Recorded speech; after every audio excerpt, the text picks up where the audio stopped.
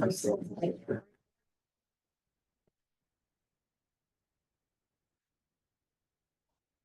of the LASD board to order. A recording and or broadcast of this meeting is being made at the direction of the board, which may capture images and sounds of those attending the meeting. Trustee Surkey is attending tonight's meeting remotely pursuant to Assembly Bill 2449, and for this meeting only, the board will be accepting public comment both in person and by Zoom or phone. A requirement of Assembly Bill 2449 is the public disclosure of any individuals 18 years of age or older present in the room at the remote location. Shali, is there anyone present with you? No, I'm by myself. All right. I will therefore call the roll. Trustee Surkey? Present. Steve? Here. Vladimir? Here. Jessica? Here. I am also present. All board members are present, in person or remotely. So would everyone please stand for the Pledge of Allegiance? Any of our students like to lead the Pledge of Allegiance? Archie. Okay. Right hand over heart and pledge. I pledge allegiance to the flag of the United States of America and to the republic for which it stands, one nation, under God, indivisible, with liberty and justice for all. Thank you. We'll move on to D3 agenda approval. Would any board members like to provide comment on the agenda? I'll provide comment when we get to consent items, All right. but other than that, Would anyone like to make a motion to approve the agenda? so moved. Second. I'll second. Motion to approve the agenda made by Vladimir, seconded by Jessica. I will now call the roll. Steve? Yes. Vladimir? Yes. Jessica? Yes. Shali? Yes. Yes, motion passes 5-0. D4, closed session report. No action was taken in closed session. So we move on to the superintendent update. All right, I have a few things for you. Last Thursday, we held our new family TK Kinder new family information night.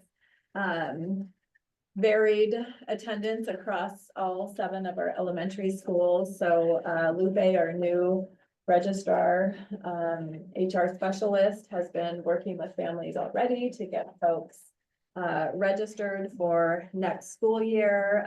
We'll share information as we kind of have more details around that. We are, as you know, the time frame for TK is in its final rendition of moving to a full year's class next year. So we're planning for expansion, but we'll see what our numbers actually look like. But next year we will have any student who turns 4 by September 1st is eligible for TK. So it's a full school year. It matches all of our other grades now for next year.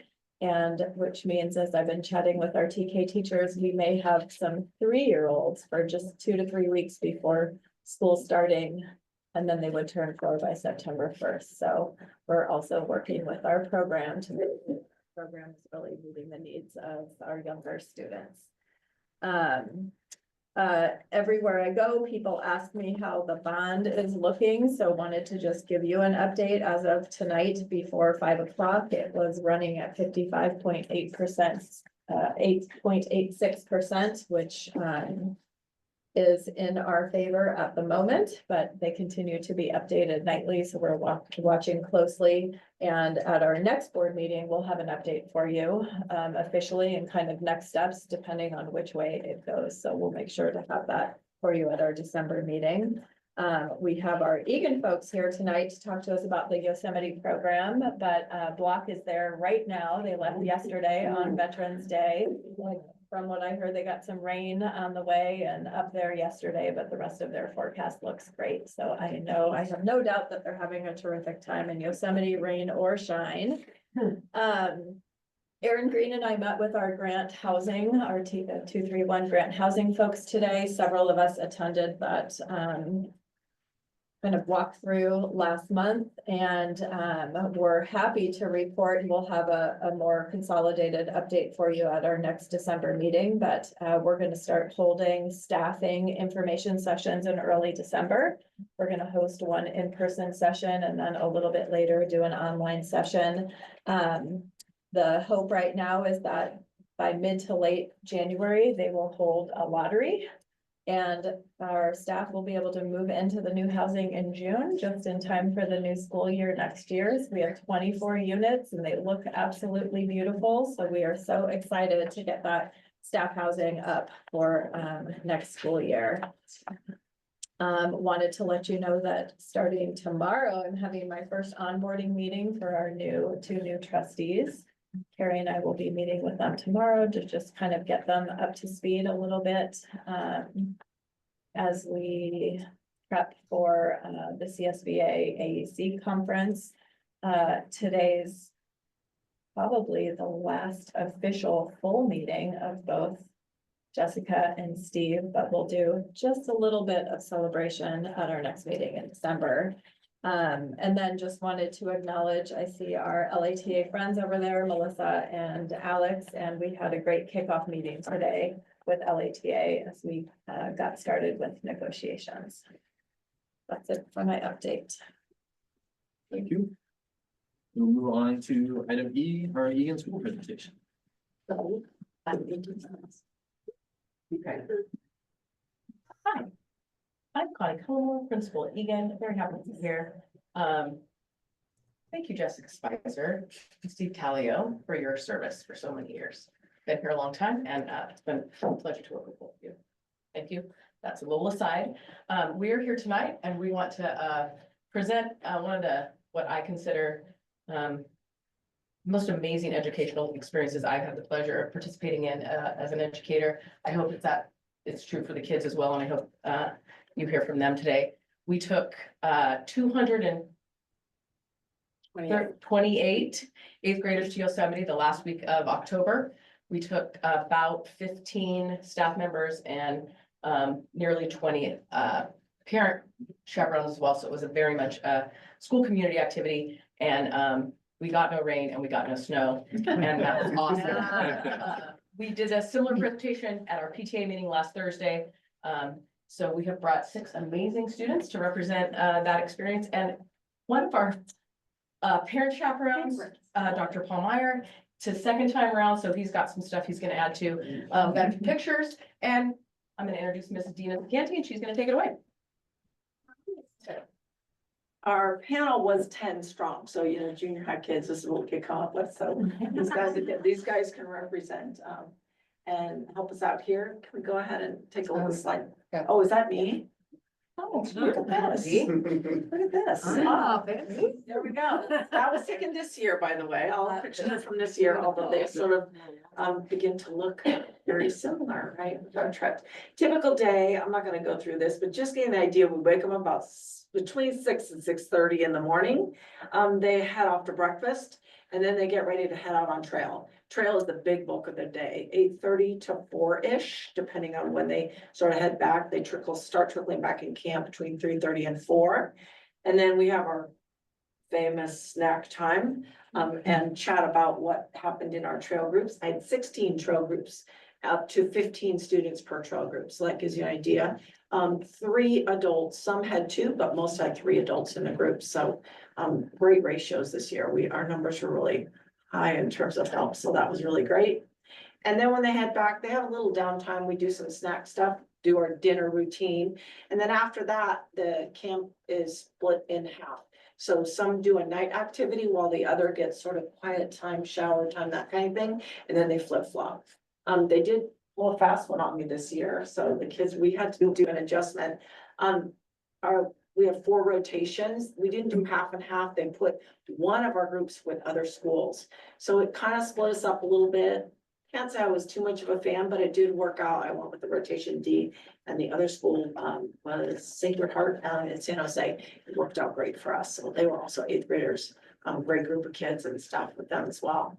And then lights out. First night's always the roughest, because we're not quite too tired yet. We've only put about 3 miles in, and then after that, no problems at all. 9:30, 10 o'clock, it's definitely the way it is.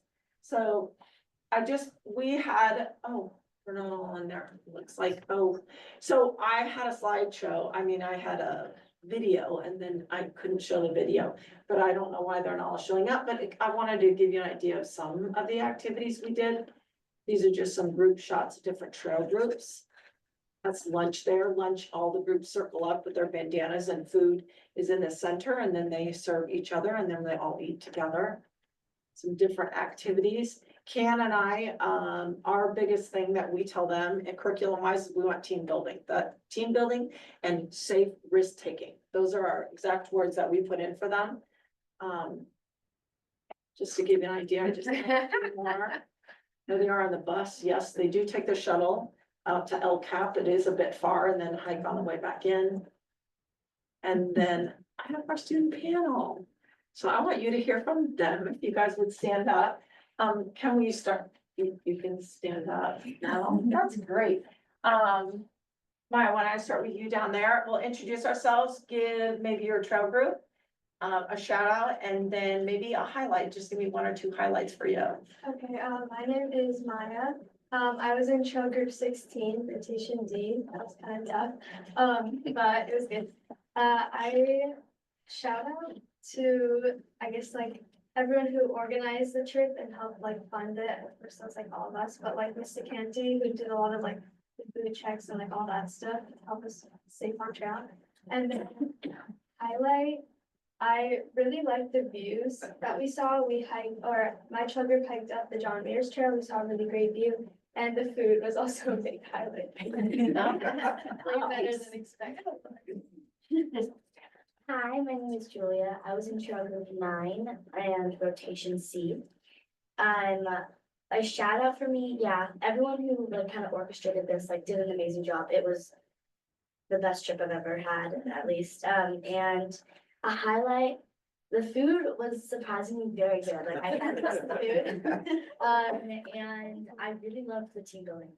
You get to become close with people that you wouldn't really know and you would be friends. So yeah.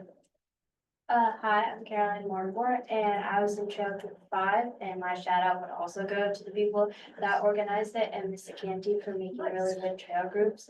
One of my highlights was I chose like my cabin members and we got really close, and then I got to do fun team building activities with people in my trail group and get closer with them.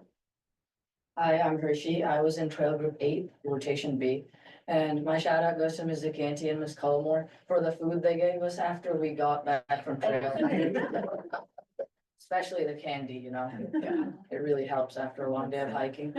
My highlight for the day, it was actually a group building activity we did. See, the thing is with our trail group, something funny kind of happened. We did a skit on day 4, there on Thursday. So we did a skit and it was about something that happened to our trail group. Just so you know, the highlight was the skit, not what happened. What happened was suspense. Okay, sorry. Sorry. So what happened basically was we went through a bunch of caves, all right? We got to the top, a lot of great views. Then one of my peers in my trail group, let's just say he lightly kicked a bush and a bunch of bees exploded out of it. We got stung by bees. A bee got me in the back of my head. And well, one of my peers, I'm lucky that I'm not him. He got stung 3 times. A bee got into the back of his shirt. I don't know. So No basically, EpiPens, no, we're all good. It's all it was, good. yeah, we're fine. We're fine. It's just a little dramatic. So basically,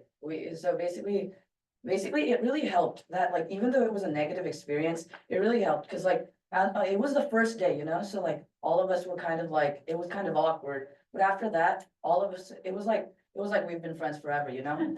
It's kind of like, it's like how those experiences bring you together. You get to like find out after they happen. Hello, my name is Arjun. I would like to shout out the chaperones because they gave up a week of their life and they hiked with us the whole time. And they helped us out a lot on trail. One highlight for me was definitely the hike on El Capitan. It was a very breathtaking sight. And I would always get angry when my parents would stop and take photos of really cool sights, but this one was one of the most beautiful sights I've seen in my life. My name is Quinley. I was in trail group 16, so rotation D. I think my shout out would have to go to obviously you two, but I feel like we covered that. Yeah. The Nature Bridge program, which was fantastic. They really sort of, especially the first day, they helped everyone break out of their shells. And that kind of leads me to my highlight, which was our first day, we had really fun activity where we had to get these water bottles from outside a circle. We had to hold each other up. And it really brought the whole group together. And that was super fun. Okay, that was awesome. What I'd like someone to explain to them the difference between your cabin group and your trail group and how that's created. Go ahead. Oh, okay, so your cabin group, you get to choose, which is completely different because your trail group, they choose. And they put it in a specific way where you don't know anyone, which is like very, very smart of them because, if not, I would not have known any of those people. Like, I really got closer together with them. Your cabin is 4 people and you stay in a cabin. It's a bunk, like it's like 2 beds and then a double. So, 2 people in one and then 2 people like on each side. And yeah, your trail group you spend most of the day with, so you like very much get to know them. Caroline, did you want to add something? I think she covered it. Also, you eat with your cabin people and like those cabin people are in your rotation. Right, so your free time, the way it's designed, your free time, your night activity, all that, you get to be in your cabin. Your trail group's in there too, by the way, because there's 4. There's, so, oh, yeah, they're there too. What about phones? Anyone, Caroline, you want to speak to phones? It was way nicer not having my phone, like I didn't have to check it, I was independent on it. And when I got back, I'm like really addicted to my phone, but after the trip, I felt like more comfortable without my phone. It's like I got closer to them to my mom. Anyone else want anything? We're good. I was gonna talk about food, but I think we've covered that. Which is pretty amazing. I don't always hear that, so that's nice to hear. That we have heard in the past, the trail, they eat lunch out on trail, that there wasn't enough for them. Sometimes the boys would come back and they'd be like, it's not enough food. So then Connie and I decided to buy up Costco and bring the extra snacks, but it did more than that. And then we were able to share and be together, and then everybody kind of coming in and sharing what happened that day, and energy in camp is real high, right, when they get back, because everybody wants to tell their buddies what happened that day. Did anyone have to overcome anything that was difficult for them? What was your biggest challenge on the trip? Yeah. I think one of my biggest challenges was the people I was in a trail group with, they like already kind of knew each other and they were somewhat like close to each other. So it was kind of hard getting closer to them, but like in the end, I was able to do that. And also like the bathrooms were not the best, but yeah. I think my biggest challenge personally, it was like getting everywhere on time, you know? There's a schedule and like, well, let's just say I'm the kind of person to do things when I want, whenever I feel like it. So like, while sticking to the schedule, I'd be like, I got there one morning and I'd forgotten my boots and I had to run back and get them on. And like, luckily, all the people and all the adults in my group, they were all like understanding and like, they'd all been through it. So like they forgave me. But yeah, The challenge for me was keeping my stuff organized, because I lost a couple of things, but then when I took them out the next day, and then it ended up they were in my backpack. So I started searching everywhere the whole day, and I couldn't find them. But yeah, our whole cabin was a giant mess. Wait, I was gonna say, were you the one that shared about the cabin looked great the first day, and then by the end? Yeah. was Our a bit of a cabin hot was mess? nice and neat in the beginning, fully clean, and then the second to last day, everything, there's clothes everywhere, shoes everywhere, and you couldn't see the floor. It was just messy. Did you win cleanest cabin? No. Anybody here? A couple of them. So at the end, we did have a challenge with the keys and checking out the cabins, because we'd see if they've left anything behind, lights out, heaters off, right? And we had a record number of these cabins, so that was really great too. Yeah. At our PTA presentation, some of them talked about how they felt more independent after this trip. Could anybody touch on that experience? Yeah, I can touch on Go ahead. that. Well, like one thing before that, like just go back for a second. Challenge for me was the time. I'm not an early person. I wake up at like 10 if I can. So like waking up at 6 and showering in the morning is very difficult for me. But it definitely helped. I would say in Yosemite, you have a lot more freedom. You kind of have to use that freedom well because there's also a bunch of responsibility that comes with it. You know, keeping your stuff together and making sure you get on time everywhere. So, when I got home and stuff, like the next day, I like kind of stuck to that same schedule, getting up early, taking a shower, and maybe like going on a run or something like that, because you can definitely feel a difference right when you get back home. You don't want to get stuck into the place, just not being responsible. What Julia said, I like normally at home, my room's like very messy. Like kind of dependent on my mom, like do my laundry and stuff. But at Yosemite, I felt like I came out of my shell. I was like clean. And at the end, when we had to do the cleanest cabin, I folded the sheets and I had to like fold the blankets and I swept up and everything and like folded my clothes into my suitcase, which felt like good. Honestly, personally, I would like to just say something about like the independent thing. When I got back home, it was like, so like basically when we got to Yosemite, when we got to clean up, I couldn't fit everything into my suitcase. I just like, I tried to stuff it all in and well, big surprise, it didn't work. So like, well, I had to learn, like one of my friends in my cabin, they taught me how to fold like my clothes. So like, hey, I learned. It's all about the learning. It's all about the life skills up there, man. All about the life skills. Right. So when I got back home, now I can like actually do it. Like before, my dad, he always used to ask me to help fold the clothes after they've been washed. And like, well, I could I would just sit there because I didn't know what to do. But then after the trip, now like I actually do help him sometimes. Or like sometimes. That's honest.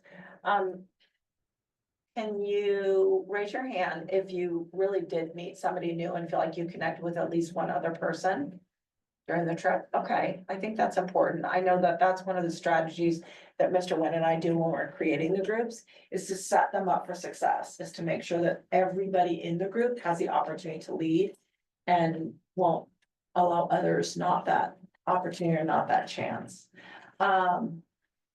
Dr. Meyer, will you speak to this? He's one of our favorites. It's nice to have a doctor on the trip. I'll tell you, we rely on him when we need him, with the bee stings and all the other things that come up.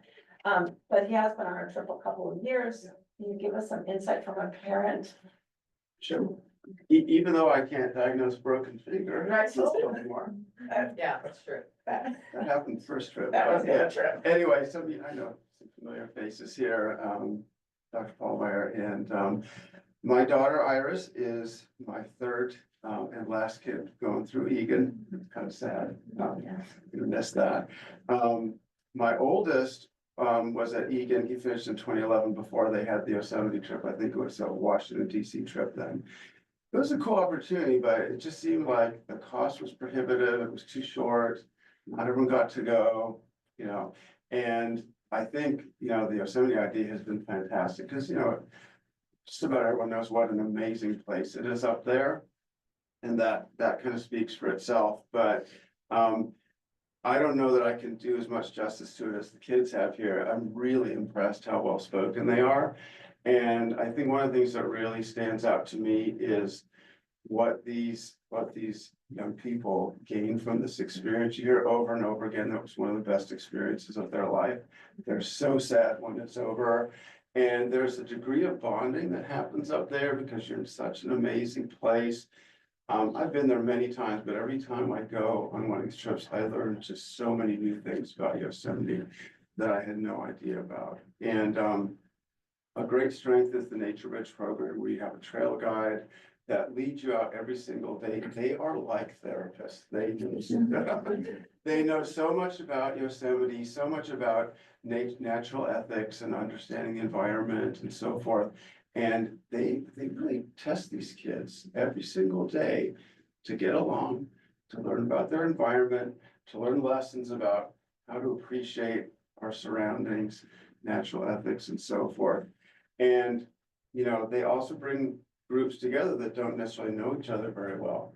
But, within the first 30 minutes, our group played a game, and I already know the names of 15 kids I've never met before. And, I was able to keep it all the way through the trip. So those kind of things are really special and I think also one of the most amazing things for a parent to be part of that is I get to know almost all my daughter's teachers because they're on the trip. I get to know parents because once you get into middle school, the parents are much further back. The kids are more independent. They don't want you hovering around them as much. So you don't really know them like you did in elementary school. But you go out on these trail groups and you really see this whole bonding experience unfold over the course of the week. And you can tell many of the kids didn't know each other at all. And by the end of the time, they're doing a skit together. They're making fun of the kid that had to tie his shoes every 5 minutes but in a nice way. And so really, that was one of the kids in my group, but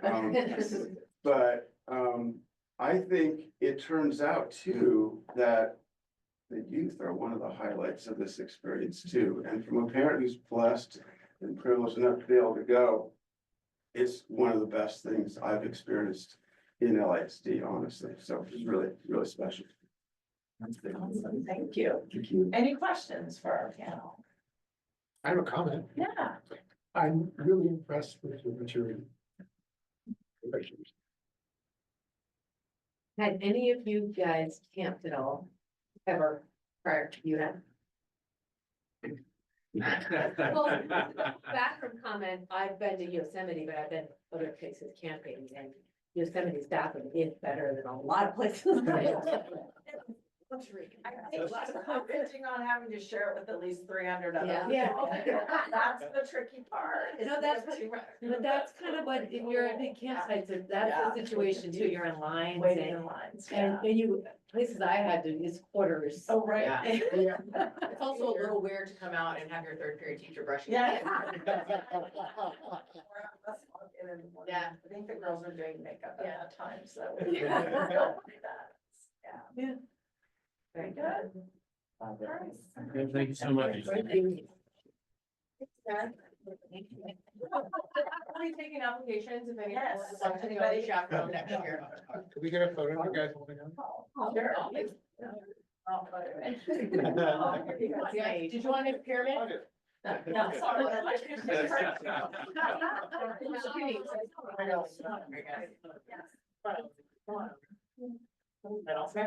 This is good. Come front, come on. Group photo. Love it. There's that tall girl.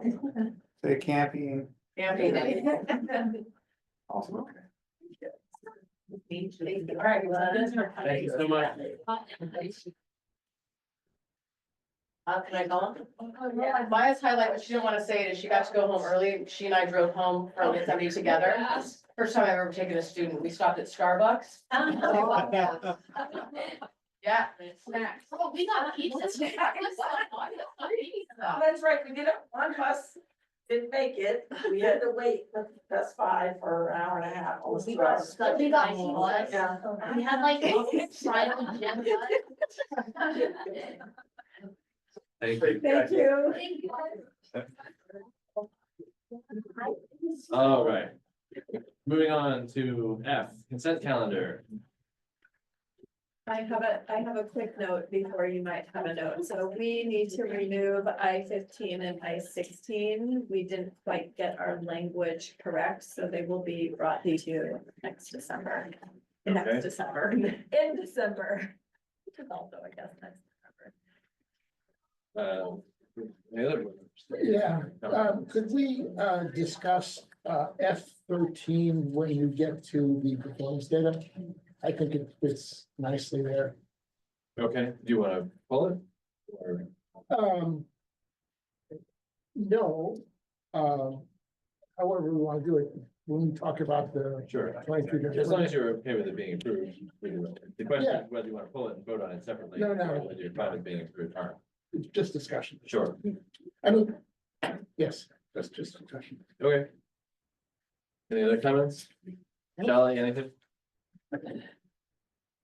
Would anyone like to make a motion to approve the consent calendar items F1 through F14? So moved. And 17. Oh, and 17, sorry. I second. All right, motion to approve consent calendar items F1 through F14 and F17 made by Vladimir, made by Vladimir. I couldn't tell whether to say you or Steve. Seconded by Jessica. I will call the roll. Steve, Yes. Vladimir, Yes. Jessica, Yes. Charlie. Yes. Yes, motion passes 5-0. Moving on to employee requests to address the board. Alex. All right, now I know that's me. Should I use this or no? It's no, it's nothing. Okay, great. Do it all you want, though. Okay, let's do that. I love it. Feels really official. All right, I wrote myself something to say this time because, keeps me on script, but, I've just been thinking about like, what is it that I present to the board when I come in as Los Altos Teachers Association president, as a new president, still finding my footing, but wanting to make sure it's meaningful. And I think what I've come to is we have these fabulous presentations from our students in our schools now coming up. And so I think my time up here is best served in talking about how we're supporting teachers and the work that our union, our teachers, that is the union, it's us, how we do that. So I wanted to first share with you our Los Altos Teachers Association mission statement, newly approved at our rep council. We're committed to advancing the quality of education and supporting the professional development of our educators. Our goal is to advocate for teachers, foster a collaborative and inclusive environment, and work closely with the community to enhance student achievement. Above all, we strive to create classrooms where learning thrives and the rights of both students and teachers are respected. Our primary focus, that was our mission. Our primary focus is always on supporting our students, and we recognize that the best way to do this is by ensuring that our educators are well supported and equipped to succeed. When teachers have the resources and support they need, it directly benefits student learning. One area we're currently supporting teachers in is our SDC and TSDC teachers. These dedicated professionals play a critical role in supporting our students with diverse needs, and we're aware of the increasing demands that they're facing. The Los Altos Teachers Association has been working closely with district leadership to explore potential solutions to ensure that our SPED teachers feel supported in their roles. Our goal is to help create an environment where our SPED educators are able to thrive, which in turn will allow them to continue to provide high quality support to our students. We're committed to collaborating with all our stakeholders to address these challenges and find ways to retain our talented SPED educators. Thank you for your attention to this important issue, and we're really excited to say that this has been a great collaboration between our Teachers Association and our district leadership. So something really important going on for us. So thank you for your time in addressing the board tonight. Can we get the mission statement like email? Yeah, To us? Sorry, you said it so quickly and I am very visual, so I would love to. absolutely. I mean, I should have made a slide. Yeah, it's all good. I just would like to see it because I liked what you had to say, but I couldn't remember it Yeah, all. same here. I mean, I like- Yeah, thank you. We will pass it along. We're Thank very you. proud of it. We don't have anybody from CSEA, I don't think. So I'll move on to public comment. Wait. You can send it to Sandra and she'll distribute it. Thank you. To provide public comment on an agenda item, if attending in person, submit a speaker card to the superintendent. To provide public comment on an agenda item, if attending remotely, use the raise hand button if using the Zoom app, or press *9 if using your phone. Prior to providing an online comment, please be sure your microphone is on. Requests received after public comment has begun on an agenda item will not be accepted. And names will be announced when it is your turn to speak. So we'll start with community comments. This time is reserved for members of the public and employees to address the board on items that are not on the agenda. The board is not permitted to discuss or take action on non-agenda items except to instruct the superintendent to review the matter further, report back to the board at a subsequent meeting, or place the matter on a future agenda. The board may make a brief comment or ask clarifying questions. We have one request for public comment for items not on the agenda, so it will be 3 minutes. And Jessica Mullen. Notes. Out here sometimes and just take notes for fun. Hello. Notes. My name is Jessica Mullen. I am a parent of 2 children at Santa Rita Elementary School. At the end of last year, of the school year, we lost 1 full-time intervention specialist and 1 part-time English learning specialist. The last 8 months for me have been all about the numbers. cast numbers, certified support, staff member numbers, behavior numbers, collecting numbers on any kind of data that I can get my hands on. My friends have said that I'm numbers drunk. What's very clear to me when I analyze the data is that there is a huge gap between the aggregate numbers of LASD and Santa Rita schools specifically. The most recent CAST numbers will show you that Santa Rita in English and language arts is 25.94% of our students are testing below standards. It's an improvement of 6.2%, which is wonderful to see. In math, we are at 25.57% of our students are testing below standards, which is an improvement of 3.57%. My concerns here are twofold. One, we had some small but fantastic improvements last year, but what brought about those improvements, we no longer have. We lost our resources, and these are not going to be made up through additional trainings for teachers that are already overworked. Even with those improvements, if you look at Santa Rita School holistically, we are 11.31% behind the district numbers in English and language arts, and we are 10.93% behind the district in math.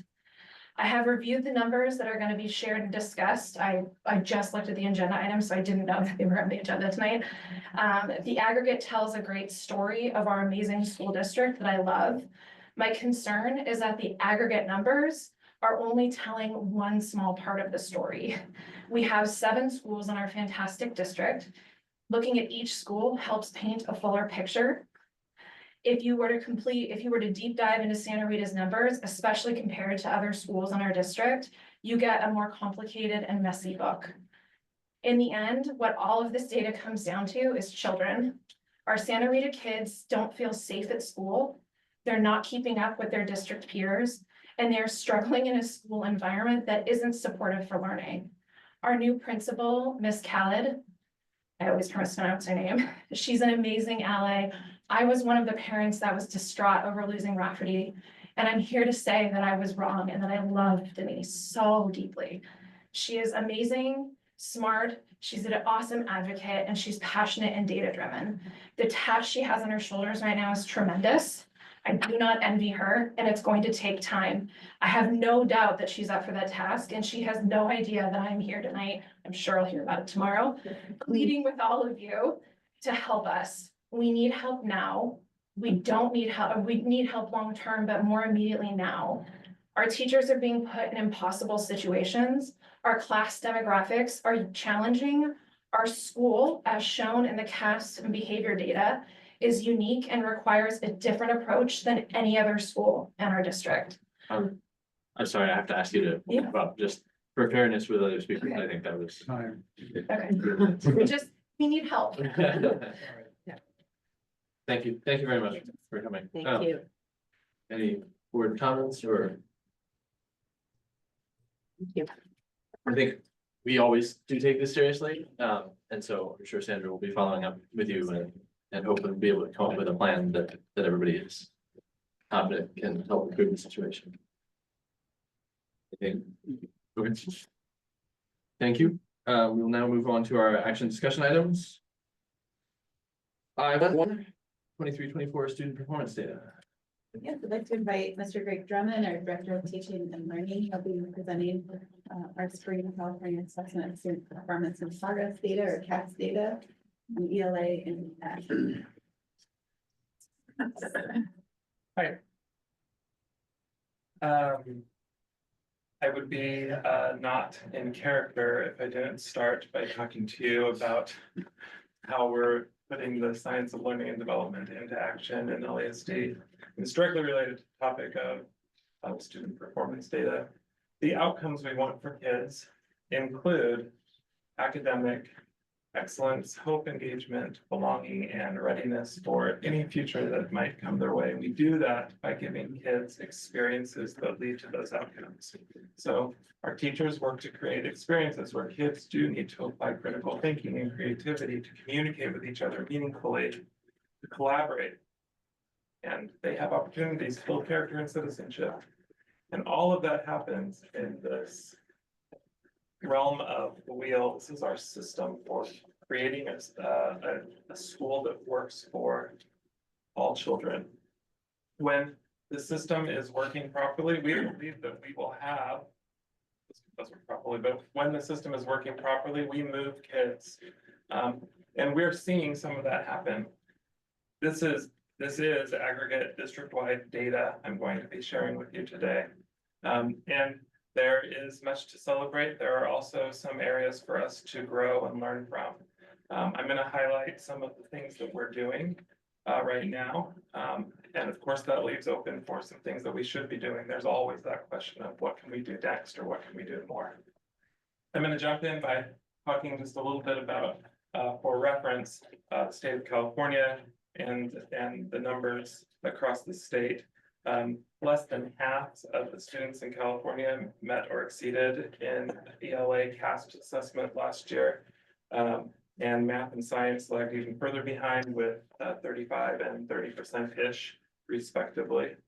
In Los Altos School District, we have much to celebrate. In contrast to that, in ELA, we've, over the last 3 years, had minor fluctuations, 85.68, 84.79 to 85.37. This, to me, suggests some stability that we've maintained in our ELA scores overall. Some next steps here for us are to further elevate the work we're doing for all students, whether you are in the meeting or exceeding category or you are still working on developing toward that. And we'll talk more about the subgroups and some of the things we're doing for them in just a moment. There was an ask from you all to bring some data around what does it look like for kids who come into our system in kindergarten, first grade, second grade, third grade. Last year, I brought the third grade data for 22-23. It seemed right to add the 23-24 data, and then next year I'll just continue to add if it's working for you all. The way you can read this is, these are third graders, so it highlights the third graders from last year and the third graders from the year before. So they're not the same cohort of students, they're a different cohort of students. But if you look at the 23-24 data, there were overall 80% of third graders met or exceeded on the CASP test. Among those, for students who entered LASD and TK, 93% met or exceeded. Then that number drops to 79% in kindergarten, back up to 93% in first grade, 70% and 72%. I don't know that we can decisively say this is the conclusive marker that when kids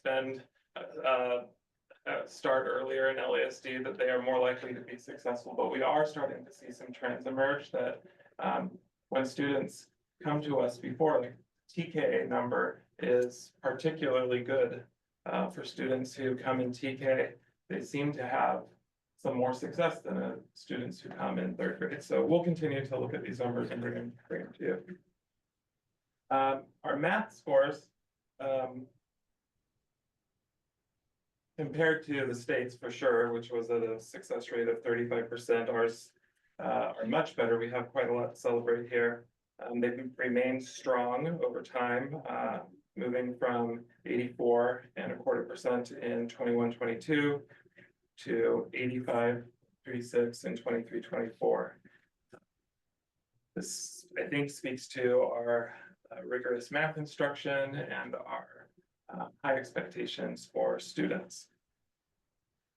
I'm going to move now into our student subgroups. Of course, despite strong scores, we've had this conversation before, the disparities persist. And I'm just going to highlight some of the pieces that I think are important to look at. In ELA, our English learners moved from 30% meeting and exceeding to 34% in 23-24. Of course, this does surpass the state rate of 10%. There was a slight improvement for overall for Hispanic and Latino students and economically disadvantaged students, moving from 55 to 56% and 50 to 52% respectively. It's a small gain. For math, Our English learners had a strong increase from 44 to 50%. Our reclassified English proficient students held strong at 80%, and our economically disadvantaged students moved from 44 to 47%. In all cases, these subgroups far outperformed their peers across California. I'm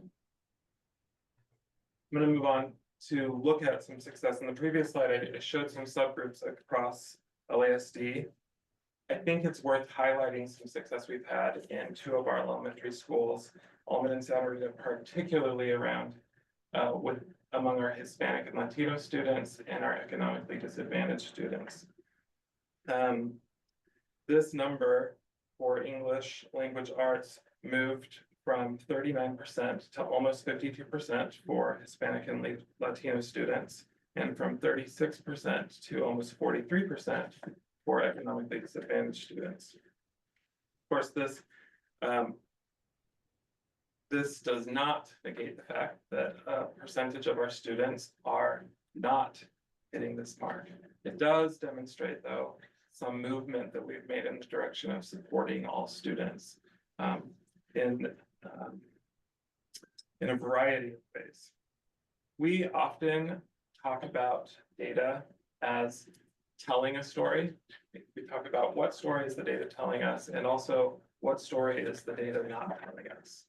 What's really clear in looking at the story of this data, and I think about the times I've been here in previous years, there's a persistent story for us that there's a group of students who are not achieving the same as their peers. What the data does not tell us, though, by looking at it in this way, is why. What it is that we really need to do in order to make a move for every single student. One of the things that makes the work very complex is that every single student has a complex story. And it's hard to look at the data and say, well, the English learners are not succeeding, so that means we need to do more English language development. Because every student has a unique story. They might be coming with having a hard time getting to school every day, attendance issues. They might be coming with some social and emotional development needs. They might be coming with some needs that are a result of the pandemic. They might be coming with some lack of early literacy experiences. They might be coming with some trauma, and the list goes on. The thing we do really well in LASD is knowing students and responding to their needs. It is a challenge to do, but every single one of our principals we meet with regularly, and I can attest to our principals know these students by name, and our teachers are aware of their needs and are working toward meeting those needs. It is a challenge. It's a big challenge because the needs are big. So we keep working toward how it is that we can best meet those needs. How do we find out the why for this student and this student and this student and meet those needs? It's our call to action. We're looking for the trends and looking for ways that we can support those. And it does become very complex. I want to share some of the initiatives that we've taken on over the last couple of years. Many of these are this year to be responsive to the trends in student needs. The first I've spoken about before, and that's our data and intervention system. We have a system of screeners for screening for reading and for math, and we collect that data on our data wall along with data that helps us monitor students' progress, and then we can use that data both in classrooms and in decision-making about whether to offer students extra support. So that system that we put in place over the last 3 to 4 years, that's sound right, has really helped move us forward in that way. Another important thing that's happened is our TK expansion. We have more access for young students than we ever have. And if the data we're seeing around when you come into LASD is important and it's valid, then getting students into our system more quickly seems really important. And so this is an important piece of work we're doing. course, our ELAP program is extending the school day for some students. We have mental health counselors and therapists at every school to respond to students' needs in social and emotional development and trauma-related care. We have, in particular, at Santa Rita, have increased our EL specialist hours and increased hours for paraprofessionals in kindergarten, first and second grade. In first and second grade, we more than doubled the hours there. Our priority is keeping kids in class so that they can have the rich learning experiences that our teachers are prepared to deliver. We are increasing systems for positive behavior support across the school district, and our teachers have engaged and continue to engage in training that is responsive directly to the trends we're seeing in children. So this year, our TK and kinder teachers are participating in a 4-day training called Teaching Pyramid, and it's around supporting students' emotional and social development / behavior in early years. We've also offered for all teachers an opt-in writing institute this summer. There was a week-long writing institute. We had many teachers attend that. We have, of course, I've talked before about training teachers in structured phonics. So Wharton Gillingham methods for phonics instruction, and our teachers are implementing that across the board based on that training. We've also done work with our TK team. I think I've talked about that before too with you around the visits we've been making to see preschools as kids get younger and younger, the ways that we are preparing for them to come into our classrooms and offer them developmentally appropriate experiences. A 3-year-old needs something different than a 4-year-old needs. They just really do. Additionally, we have a family engagement specialist, and we are also working with the County Office of Education this year to offer some family engagement opportunities. We have refreshed our system for promoting attendance. There are so many things that we are working on, and yet a disparity still persists. So one of the questions that I know makes a big difference is how will we know if we are making a difference? Some of these things are difficult to measure, and there are 2 ways that we do it. One has to do with our academic data, and we look at that on our data wall. It's not data that we would share like this as like a summative assessment. It's going to kind of measure here, but we are monitoring students' progress in reading, math, and there are opportunities for teachers to do some work on there and writing. That is the way we do it. And we also are keeping track of when students are in an intervention program, the progress that they're making and which students are exiting the intervention. So that's one piece of it, is the academic data. I think another way to look at it is around participation. So for things like attendance, are our attendance rates improving? Are students enrolling in our ELAP program, which is such a good opportunity, but are they taking advantage of that opportunity? And if they're not, how do we entice them to? Our TK enrollment would be another way to look at participation, and behavior referrals could be another. There are many ways that we're doing this work to help know. And it is a challenge because that data isn't necessarily going to tell us what we can predict on the CASP assessment, but we do believe it has an impact. The more we can work on and measure the impact of those changes that we're making. A very important piece of work that we're doing right now with all teachers is around deeper learning. I was here last time when I spoke about our deeper learning initiative. I think it was Shally that was asking me, is this an initiative for all students? And it's an emphatic yes. We believe, like I said before, we believe very strongly that all kids need to be in class doing rigorous work with their peers where they're interacting, working on developing the 6 C's. every student, maybe even more the students who are struggling, need an opportunity to have their voice amplified, to do work that really means something to them and matters, and see how they can have an impact in the world. This is very important work that we're doing for our students who are struggling. And I don't want to overlook that, because the targeted work that we're doing is also important, all of those things. But this is a big piece as we transform what's happening in classrooms. I anticipate we're going to see some additional movement for our students who have traditionally struggled. And I think that, you know, coming kind of full circle on this, these are big outcomes we want for kids. The academic outcomes are a big outcome in and of themselves. We also want kids to not just feel a sense of hope, engagement, and belonging when they're in our classrooms, but to leave our schools feeling hope for the future, like they belong in the world and that they want to be engaged in it. And that's a tall order. We're working on all of those things, and I think that we're making progress toward it. We're going to continue to prioritize knowing students, expanding our systems, measuring our success in those systems. We are becoming more agile and more responsive.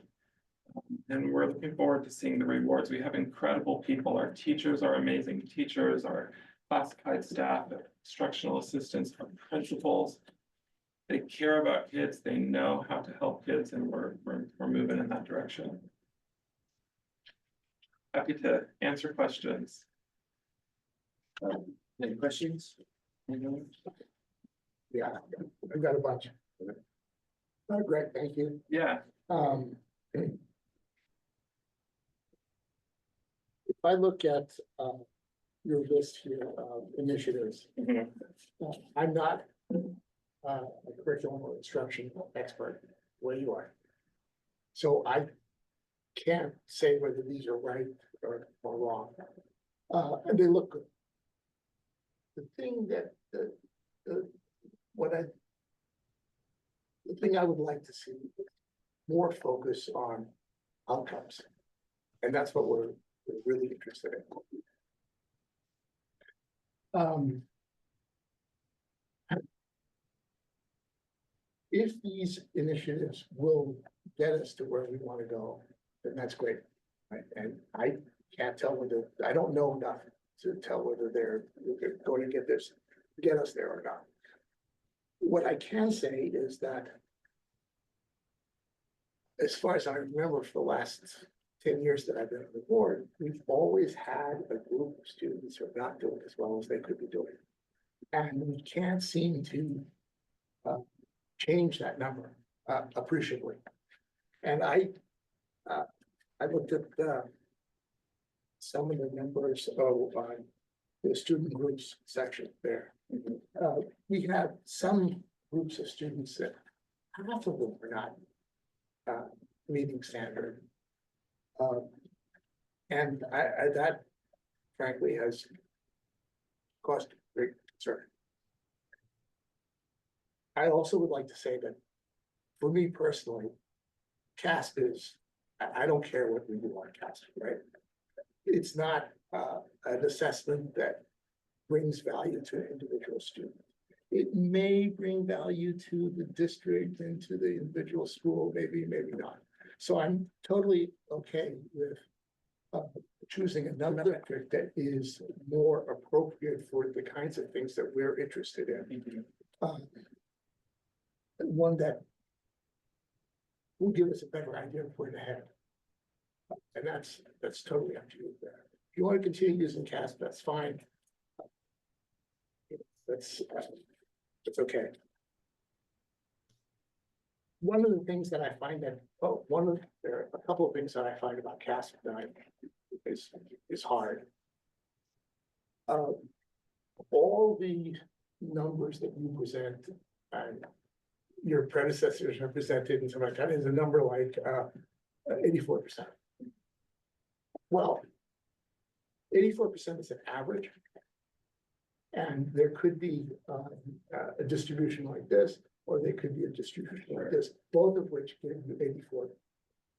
And my suspicion is that for, let's say, in Santa Rita, it's a flatter distribution. And so the 84% that, I'm just picking that number here, the 84% that are in this particular group and doing on CASP doesn't reflect the outliers, if you want. And some of the outliers are probably pretty bad. And so if we can capture some of that, and this is primarily for you, than when it is for me. It'd be nice to know what the standard deviation is.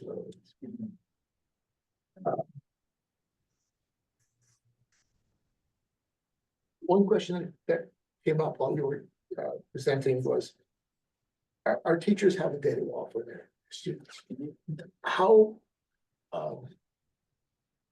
what's the comparison between what we know about the data wall and what comes up on CASP? Do they match? Are there, do they match in for certain areas or certain groups or disasters for other ones? That will be an interesting thing to compare, because the teachers, Sure. as you said, know the students better than anybody else. So I guess, to sum up, I like to hear self-talk, but I don't think that other people are quite as amused as I am. More outcomes. We really need to look at outcomes. And by when can we expect to see a changed outcome? Got it. And as I said, the last 10 years has been the same story every time. And it's not, I'm not faulting you for what you're doing or what you're not doing. It's just that this problem exists and we don't seem to be making much headway on it. Well, I think I speak collectively when we say we share your interest in moving the needle for all of our students, particularly students in those subgroups who have traditionally not made the right kind of progress. Our data wall measures, in primary grades, it measures foundational skills, which we've put a lot of effort into looking at foundational skills for kinder, first and second grade over the last few years, because when kids are in kindergarten and there's a gap, the gap is this big. When they get to fourth grade, the gap is this big. When they get to eighth grade, the gap is this big.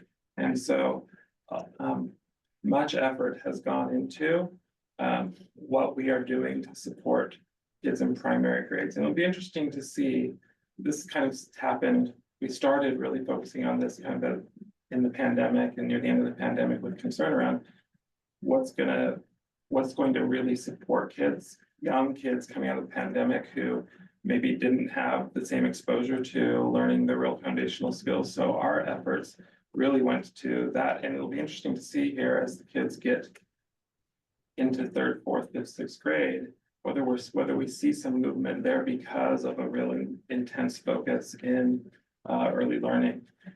That is one thing that's on our data wall.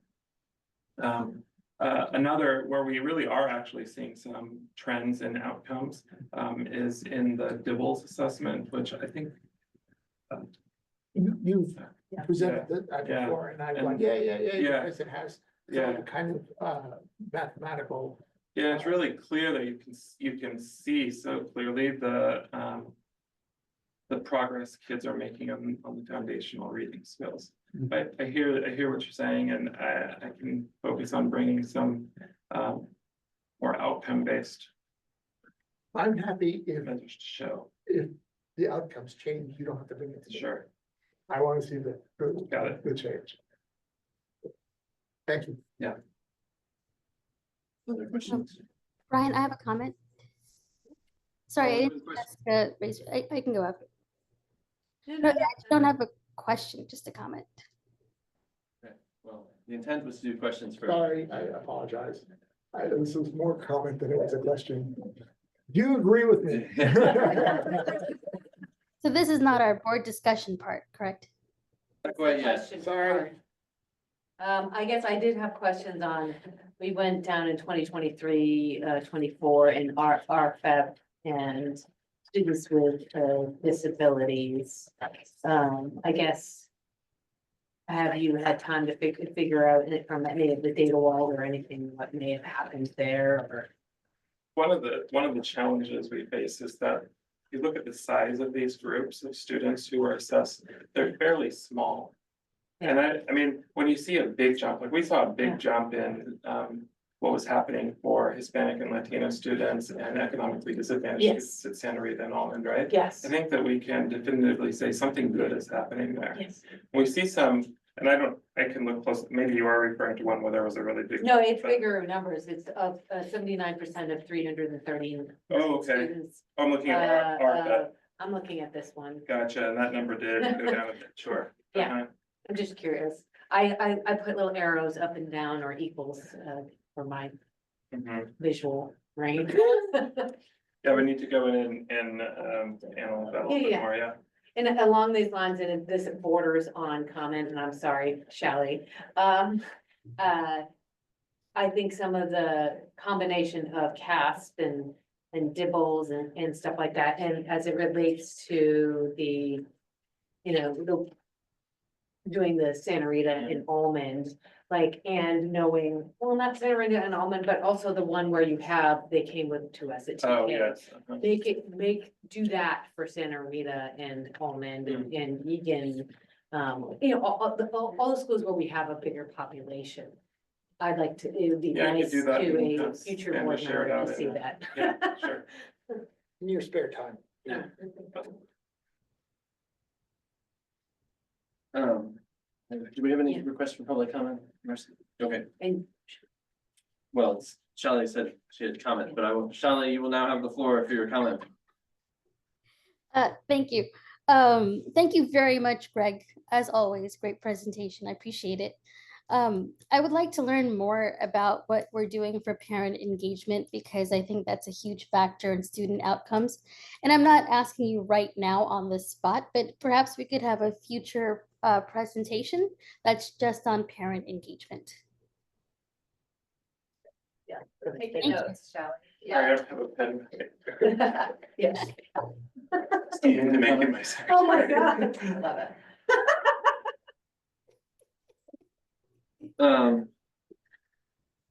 Yeah, I mean, I don't want us to totally lose sight of the fact that we had a parent sort of here tonight, sort of commenting that they feel like there are students in Santa Rita who aren't feeling belonging, who aren't feeling safe, that they can learn. Sure. So, looking at, I mean, the saying about CASP is that it's an autopsy because you're just finding out what happened 18 months ago. So I don't want us to echo Vladimir, spend a whole lot of time focused on percentage points when we have people telling us we have a larger problem. I've met with a few other parents who are concerned.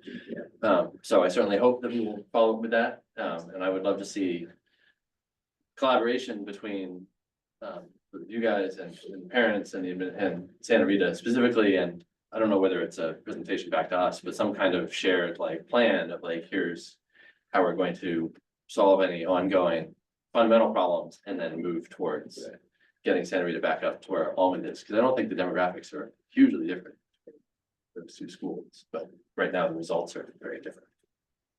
One of the things I'm hearing you all say, and I absolutely agree, is that I can talk about it all I want, but if it's not happening, then talking about it doesn't. Well, but it's also that, I mean, making high level sort of district-wide plans is one thing, but sometimes there are fires that need to be How put does out. it happen when it's? Well, and how, to make sure that we're not overlooking the immediate problems that we need to solve.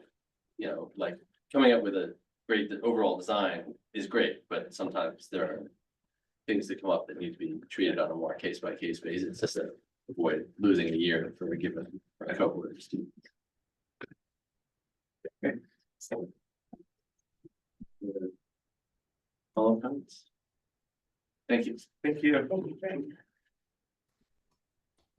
Moving on to I2, public hearing.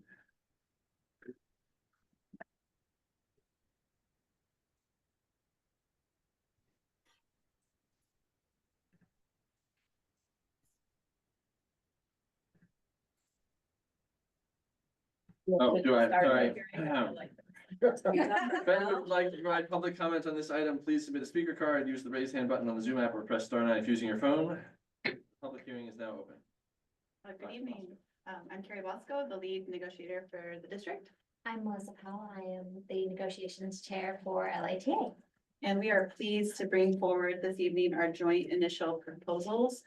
For negotiations, we are in a reopener negotiation cycle where Article 3, professional compensation and benefits, and up to 2 additional articles may be open for the 3rd year of this agreement. Shared interests. We met and as a team today, and came up with shared interests the team approved.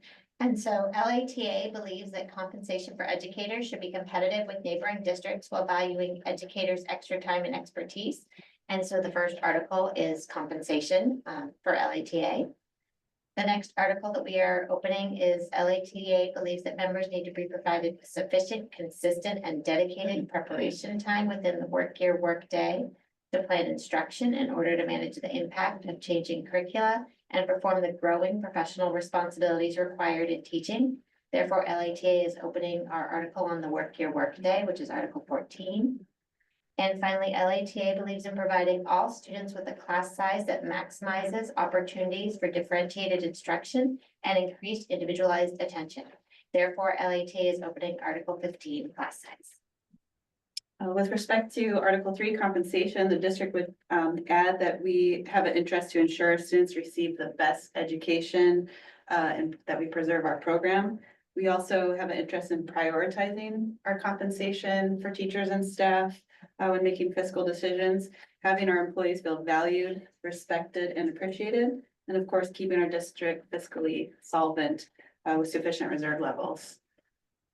I think Melissa and I just want to share too that we're committed to a collaborative negotiations process, and we appreciate the board's support both by stopping by today at our launch and also just as we proceed through these negotiations. Thank you. Thanks for being here. Are there any questions from the board? Dolly, any questions? Nope, nope, none for me. Any requests for public comment? All right. Public hearing is now closed. Any other discussion? Anyone? I mean, just other than to say that, you know, we know that we're a top district. And the reason why we are a top destination district is our teachers and staff, like who are the education. And I know, I believe that, and I believe, I'm not gonna speak for the rest of the board, but I do believe that we all share that, you know, that we're about, we really, really, really value who I do, for sure. Thank you. All right, agreed.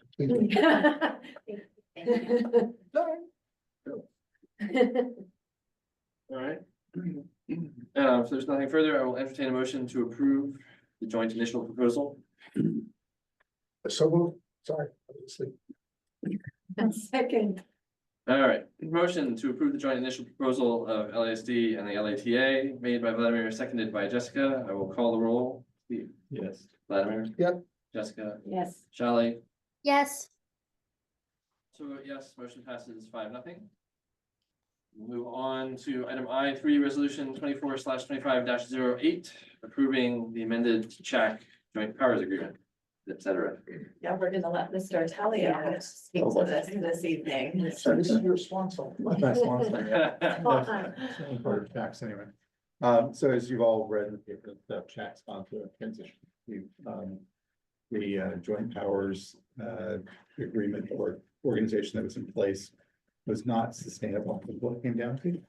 And so, we worked with the county and others to identify an organization to step into its place. So Civic Clinics has taken over the spot where CHAC was operating. They do operate in school services, which we chose not to take advantage of this year because while they can process Medi-Cal payments and they can process private insurance, which is where we hope we can mature to with them, they weren't in a place to do it today. That's why we had to go to a different model. What I'm hoping is that the door remains open and that when they've got that ability to process those payments, which the county has been doing a couple of cases in other districts, that we could restart that conversation with them again. So I do think they bring good services to the table and certainly have an overflow capability for us, which means that side over there could handle overflow cases over there, the play dishes here on campus, work it out. Meanwhile, part of the agreement, what we cut with Pacific Clinics they were not willing to absorb check. What they required us to do was give them buy the assets from us and the place here, but they didn't want to take on any lingering potential debt or liability that check may have occurred over the last 50 years of this thing. So what they did was they created a fund by which those could be covered. The board felt those exposures could be covered. The biggest one would be unemployment insurance, because now the staff is automatically hired. They had positions that were open for them to apply for, but they weren't automatically covered. So that's in this trust fund that's now been put in place. So what we're doing is redefining CHAC for the next couple of years where these exposures and expenses are being clarified. And then in a few years, they'll come back to you again and say, the CHAC JPA is now being closed. But for the next couple of years, we need to monitor those expenses and let that cover. So what this new agreement does is gives that is it amends the existing JPA agreement to create that authority power to monitor those next things. The big differences are there'll be no public members of that group. It's just the JPA members, the 66 company agencies that are involved. It doesn't require board members to be part of that. It'd be a staff member that has the experience in dealing with HR issues and that type of thing would be our representative to it. So it becomes a very much more tight organization just to handle those legacy potential exposures. If at the end of that period of time, and I think it's going to be like a year and a half, 2 years, at the end of the period of time, if there's money left over, that money then gets distributed back to the 6 participating JPA groups based on their contributions to CHAC over the last 10 years. So it looks like as our numbers ramped way up, Mountain View, Wisman, and BLA went much higher than ours. So they most likely would get the first tier of money to be either like in the middle. The cities were contributing less, they would get a little bit more of that. But it would get distributed across the 6 organizations. And that's basically the framework of what we're putting in place here. And it just creates that new JPA to monitor those legacy exposures. Any questions? Does that make any sense? It made a lot of sense. Okay. A lot of sense. And fascinating, really. Yeah. It's been a long Yeah. conversation to get to this stage, trust me, internally within CHAC and the large organization, and then just with the JPAs to get to this. Yeah. Thus, we were going to actually supposed to vote on this in August. It got delayed till now because of the back and forth on the details. So are you recommending that we approve this? Man. Just wanted to know. Okay, any other questions? No. Shelley, any questions? Nope, no questions for me. Any requests for public comment? All right. Can I move that we approve resolution 2425-08? You may. You can second it by the way. I second. Thank you. All right. Motion to approve resolution 24/25-08 made by Steve, seconded by Vladimir. Yes. I will call the roll. Steve, Yes. Vladimir, Yes. Jessica, Yes. Shelley. Yes. Also vote yes, motion passes 5-0. Thank you very much, Steve, for all the time you put in Yes. on this Goodness. issue. Moving on to resolution 24/25-09. Withdrawal of membership from the South Bay Schools Insurance Authority. Sure, good evening. Tonight we're asking the board to approve resolution 24/25, withdraw membership in the South Bay Insurance Authority and School Excess Liability Fund and declare membership into NorCal Relief, which is called NCR. The business office has been looking at all cost savings from liability insurance to contracted services, to pest control. Everything we look at is we're always trying to find savings for the district. And the property and liability insurance is a very large cost from our unrestricted general fund. So the last 2 years, we've been looking at different options. The NCR is a better option for the district. Sandra and I have been working on this really for the last 2 years. It's been a 2-year process. We did let the SB Asia know pending board approval that we'd be leaving the SB Asia. And there's a couple reasons why. One is obviously the district will have better coverage, which is very important in a very litigious society that we live in, for property and liability insurance coverage, but then also better training, better programs. NCR is school specific, where our current insurance provider serves a lot of counties and cities. Cities and counties are often sued because of police and fire and all the other things that cities are dealing with, where this is member specific for schools. It's got school specific resources. And I have been a member of NCR before in a previous district. They provide great services to the schools. So we really feel it's in the district's best interest. One of the biggest things is the significant savings. So over about 700,000 savings over a 5-year period. And that's all money that can go back into our unrestricted general fund. So we're asking the board tonight to adopt resolution 2425 -09. And sorry for all the handouts, but we want to give the board a it's a big deal to change your insurance, and we want to know why. And that there's a lot of resources in there, all the bylaws in the contract. We won't be signing this contract. It will not take effect until July 1 of next year. But there's a lot of processes that have to be done in place, and we have to let SB Asia know by December 15th. And we're not the only district leaving SB Asia. There's another school district also in our county that's doing it. And I was very clear that I'm very loyal to our current JPA, but I'm more loyal to the district. And so and this really is in the best interest for schools, for Los Altos School District. Okay. Any questions? Charlie, any questions? Nope, no questions. Could you explain slide 15, liability program differences? Sure, you're gonna make me pull it up, sure. I'm not. It's on the, I believe, on the information report, correct? It's this. Yeah.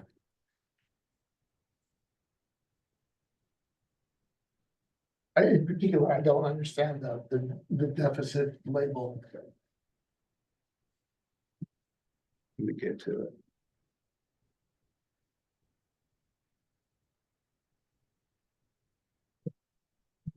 Is that where you're at? Yeah.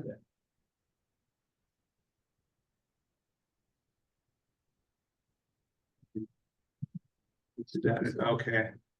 I can find out what that means. I know it's less. That there was a deficit of liability coverage. So you're getting $55 million of maximum liability coverage, where if you're in the NCR, you're gonna get $75 million of liability coverage. So that's the deficit. The deficit is the difference between the 55 and the 75. You're getting actually better coverage for a lower cost. So that's the difference.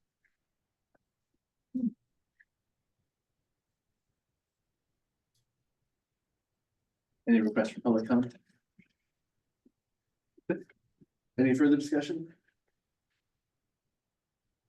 I just wanted to say that based upon Keenan's presentation or slides there, they seem to be really top of things in terms of administering the program. The one thing that bothered me though, and there's nothing that can be done about it as far as I know, is that we are exposed to a potentially very large liability that would exceed whatever insurance is, depending upon what happens elsewhere. But since 1986, it hasn't happened. So I think we're probably okay. But it is an exposure that, I mean, like there was one district that had $102 million liability, and I don't think that would be all covered by this. No, it would not. And that's part of the problem with some of these very outrageous jury verdicts. Is making it difficult for all public agencies and carriers. The one thing that we do feel like we're gonna give you better coverage, and some of the cyber liability coverage is like the new thing. And so we feel we're gonna get a much better cyber liability coverage. And so those are things that we're always looking at, because that's really the new thing that schools are doing, the ransomware. And we feel like this is gonna be much better coverage for us as well. I looked at that, and that seems like the list that they're using there seems like a really good list to direct our efforts.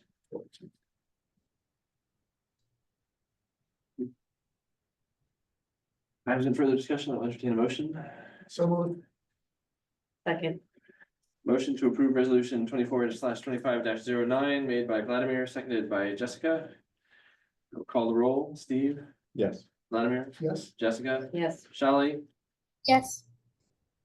Yes, motion passes 5-0. Moving on to I5, transfer of the development right purchase and sale agreement. Sure, so in 2021, the board approved a purchase sale agreement with Malone Guyer. And Malone Guyer was back and forth. The city of Mountain View has struggled to get entitlement. Malone Guyer decided that they didn't want to get involved too much more in the TDR program and getting entitled through the city of Mountain View, so they actually sold their TDR to Brookfield. We did approve that last year in 2023 with the same terms, and we extended those terms. But now that the actual sale has gone through, it's in our best interest to have a purchase sale agreement with Brookfield, which is doing business as Orion. That's why there's two names in there. Same terms of the previous purchase sale agreement. It's 150,000 TDR units. 19.5 million is in escrow. It's been put in there for the actual deposit. The city of Mountain View will be holding an entitlement hearing in December. And if that is approved, then the city Brookfield will have 3 years to execute the agreement. And again, once they pull a permit and actually are approved to start the project, then that's when the district will receive the 19.5. But right now, it's in the district's best interest to keep this TDR active. And by doing so tonight, by approving this will have a purchase sale agreement with Brookfield. So staff is recommending to approve this agreement with Brookfield tonight. Any questions? When was the December Mountain View meeting? I don't have the actual date. It's gonna be, I'm not sure when the exact meeting, I know it's in December. Okay. That's the only thing I know. Charlie, any questions? Nope, no questions for me.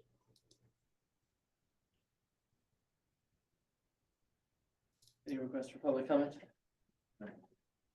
Any further discussion?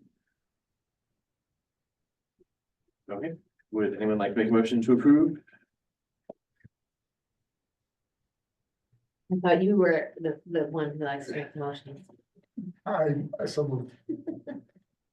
I support.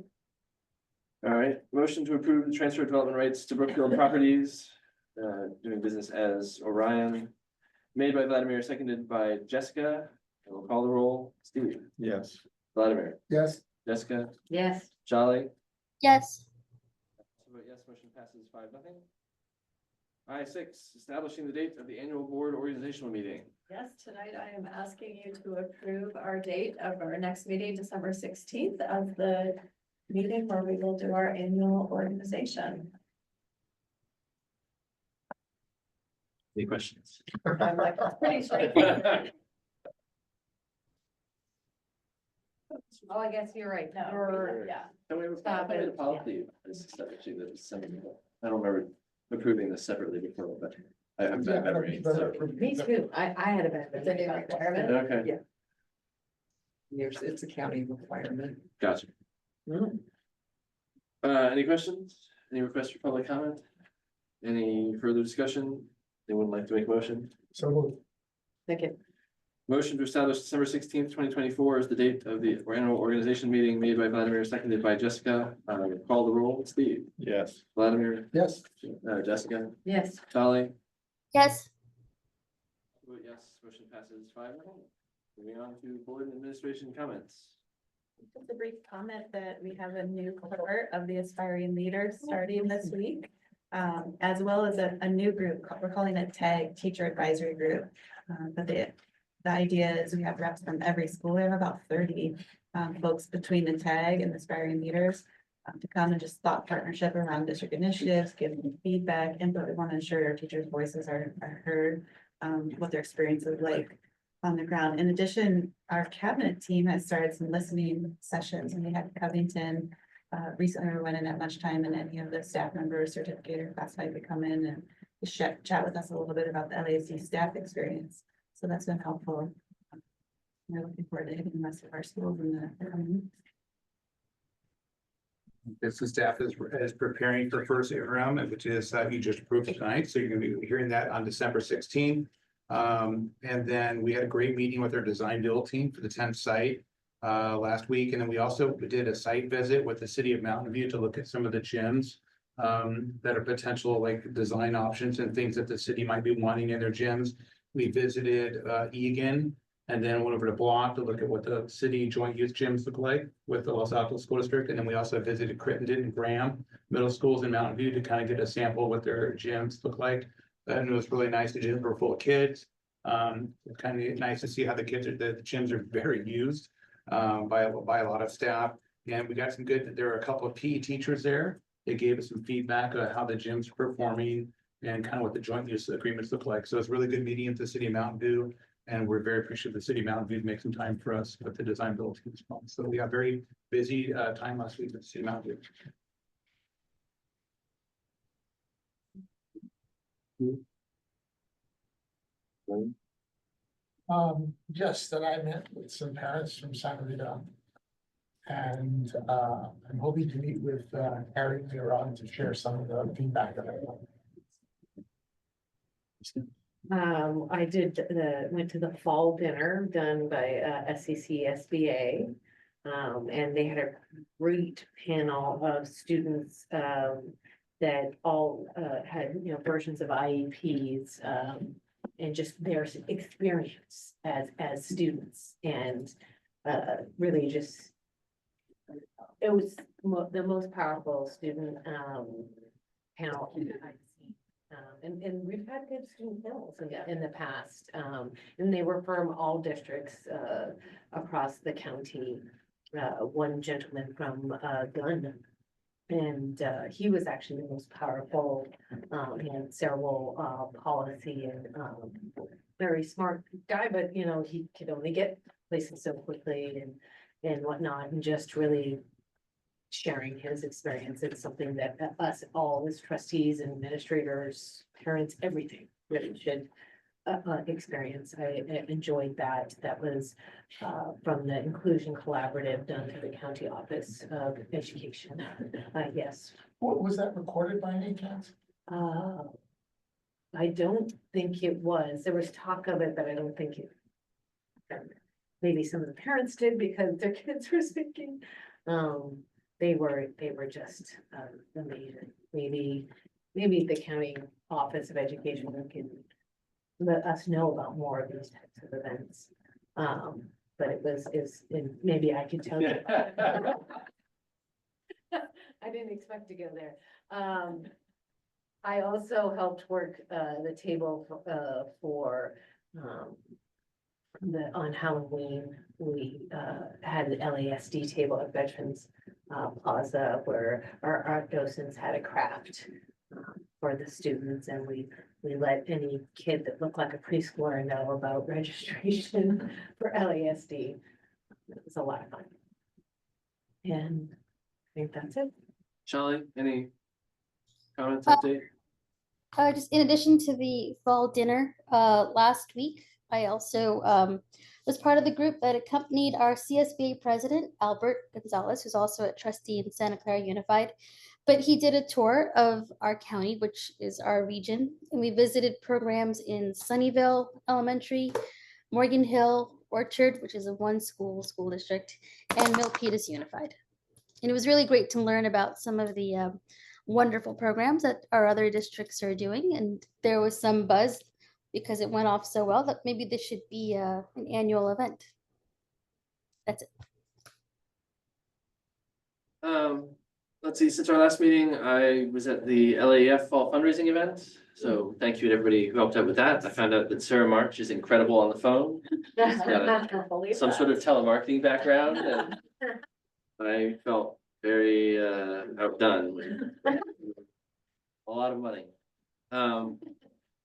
Let's see, I had, I think, 1 or 2 calls with BCS folks talking about facilities agreement and possibly trying to do an extension to that, which may come in front of us at some point. I went to the Teacher of the Year event at the Campbell Community Center, which was great to see both our teacher and all the other inspirational educators. And I it was great. We were at, I know a couple other people were at the 231 grant teacher housing preview, which is almost done. I think this was discussed, and so it's be great to see that coming. And also listened into the CSBA webinar on artificial intelligence. There's a statewide task force that's put together a handbook with how to think about those kinds of things, which was interesting. So it'll be interesting to see where we go with that. Anywhere? That is it. So. Thank you.